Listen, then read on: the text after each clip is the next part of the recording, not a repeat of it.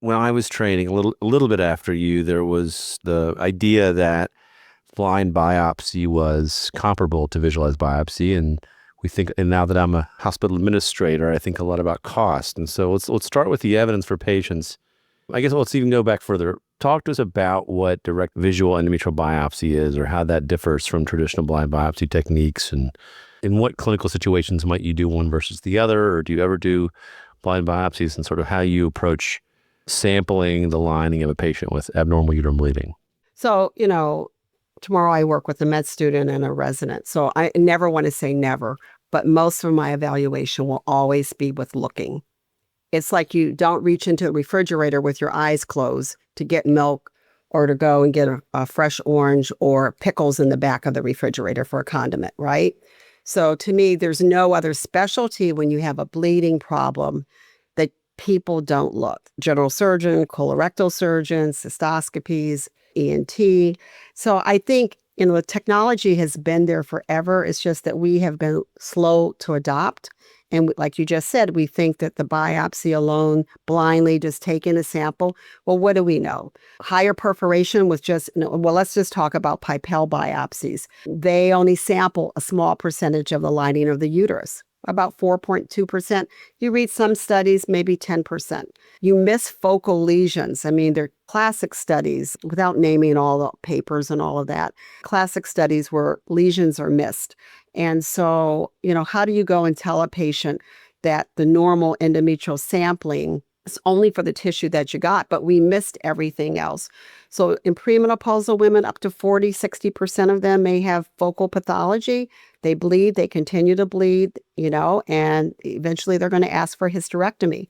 And I think it's very sad and pretty sobering to even do your 45-minute vaginal hysterectomy for a large polyp or a polyp that was missed or fundomyoma.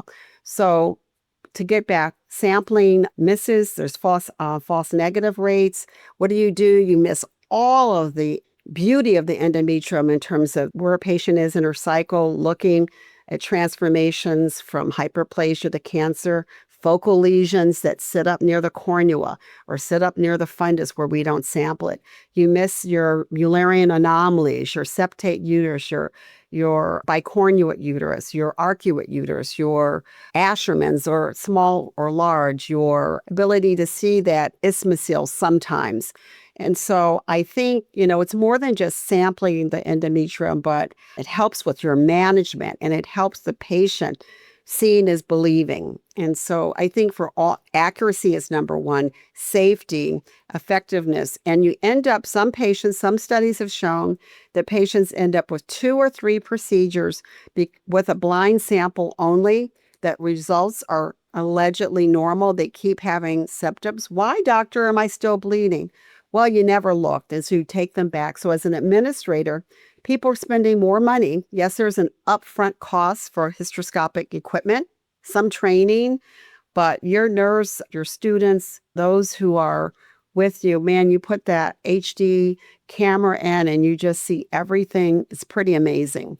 And you know what you've got. And, now we're looking at see and treat for some cases.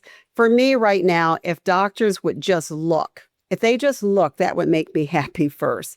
Then we can talk about treating, how do you remove a polyp or fibroid, retain products of conception, a missed abortion.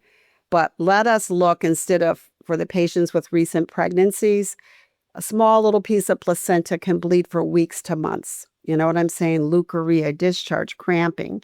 I think it's real-time assessment, and then we can expand its treatment based upon what we find, what we see. If you need specialized equipment in the OR, who does the procedure? I mean, we can go through all of that through informed consent. So I think that it's just a beautiful procedure. And I just can't think of any other specialty that we look at. And then lawsuits, missing endometrial cancer when you haven't looked, that's a problem. Okay, missing intracavitary fibroids that have been there and someone cannot have a pregnancy or a large polyp or whatever that's there. You know what I'm saying? Foreign bodies. I've seen IUDs that patients forgot that they had in.